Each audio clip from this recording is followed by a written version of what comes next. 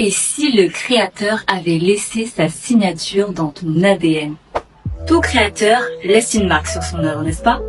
Par exemple, sur mon PC, on peut voir le logo d'Apple. Mais alors, qu'en est-il de nous? Qui nous a créés? Est-ce que c'est Mère Nature, l'évolution ou bien Dieu? Donc pour rappel, l'ADN est composé de 2 hélices de nucléotides connues sous les lettres A, T, C et G. Ces hélices sont reliées entre elles par des ponts disulfures qui assurent la stabilité de la structure. Et c'est là que ça devient très intéressant.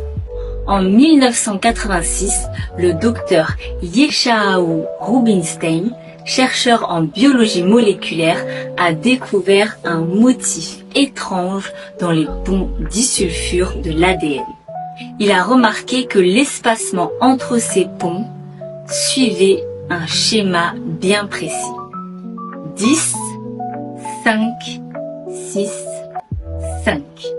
En gros, ça veut dire qu'on observe un pont disulfure tous les 10 nucléotides, puis tous les 5, puis 6, puis 5. Et ça se répète à l'infini. Et ce qui est fascinant, c'est que ces nombres correspondent exactement aux valeurs des lettres hébraïques du nom divin Yahweh dans la Bible. En fait, dans l'alphabet hébraïque, chaque lettre a une valeur numérique. C'est ce qu'on appelle la gématrie. C'est un système utilisé depuis des millénaires dans la tradition juive. Et voilà comment ça fonctionne. Le 10 correspond à la lettre Y, qui est Yod en hébreu. Le 5 correspond à la lettre H, qui est He.